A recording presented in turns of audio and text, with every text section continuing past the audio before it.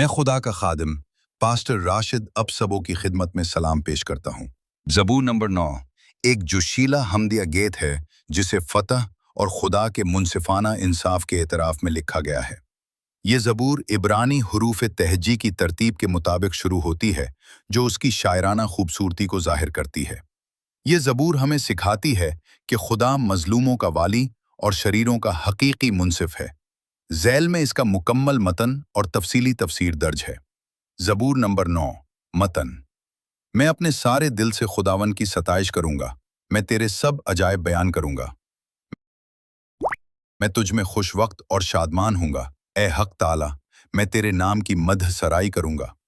जब मेरे दुश्मन उल्टे फिरे तो वो तेरे सामने ठोकर खाकर हलाक हुए, क्योंकि तूने मेरा हक दिखाया और मेरा मुकदमा फैसल किया। तूने तख्त पर बैठकर रास्ती से इंसाफ किया। तूने कौमों को झड़का, तूने शरीर को हलाक किया। तूने उनका नाम अब्दलाबाद तक मिटा डाला। दुश्मन हमेशा के लिए बिल्कुल बर्बाद हुए और जिन शहरों को तूने उजाड़ा उनका जिक्र तक मिट गया। पर खुदावंद अबद तक तख्त नशीन है, उसने अदालत के लिए अपना तख्त तैयार कर रखा है। वो रास्ती से जहान की अदालत करेगा, वो रास्ती से कौमों का इंसाफ करेगा। खुदावंद मजलूम के लिए एक बुलंद बुर्ज होगा, वो मुसीबत के वक्त के लिए एक बुलंद बुर्ज है। और तेरे नाम के जानने वाले तुझ पर तवक्कुल करेंगे, क्योंकि ए खुदावंद तूने अपने तालिबों को तर्क नहीं किया।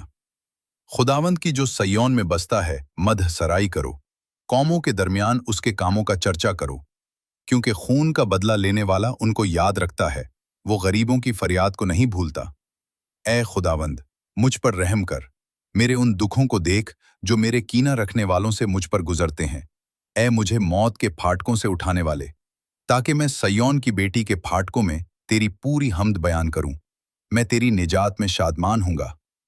कौमें अपने खोदे हुए गड्ढे में खुद गिर गईं, जिस जाल को उन्होंने छुपाया था उसी में उनका अपना पांव फंस गया। खुदावंद अपने इंसाफ से पहचाना गया, शरीर अपने ही हाथों के कामों में फंस गया।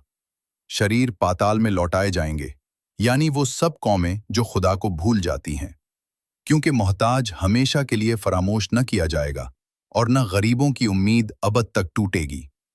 उठ ए खुदावंद, इंसान गालिब ना आने पाए, कौमों की अदालत तेरे हुजूर हो।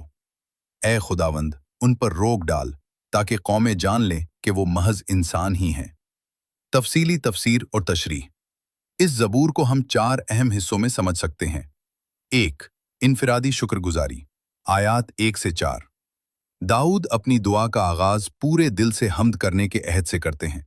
वो खुदा को सिर्फ एक तख्लीक़कार के तौर पर नहीं, बल्कि एक मुनसिफ के तौर पर देखते हैं, जिसने उनका मुकदमा लड़ा और उन्हें फतह बख्शी। यहाँ हमें सबक मिलता है कि जब खुदा हमें किसी मुश्किल से निकाले तो हमें उसके अजायब बयान करने में बुख़्ल नहीं करना चाहिए। 2. खुदा की अबदी अदालत, आयात 5 से 8। दुनिया के बादशाह और शहर मिट सकते हैं, जैसा कि आयत 6 में जिक्र है, लेकिन खुदा का तख्त अबदी है। दाऊद इस बात पर जोर देते हैं कि इंसानी इंसाफ में गलती हो सकती है, लेकिन खुदा का इंसाफ रास्ती पर मबनी है। वो कौमों का फैसला उनकी ताकत की बुनियाद पर नहीं, बल्कि हक की बुनियाद पर करता है। 3. मजलूमों की पनाहगाह। यहाँ खुदा को एक बुलंद बुर्ज कहा गया है। कदीम जमाने में बुलंद बुर्ज वो जगह होती थी जहां दुश्मन के हमले के वक्त लोग पनाह लेते थे। खुदा उन लोगों को कभी नहीं छोड़ता जो उसे ढूंढते हैं।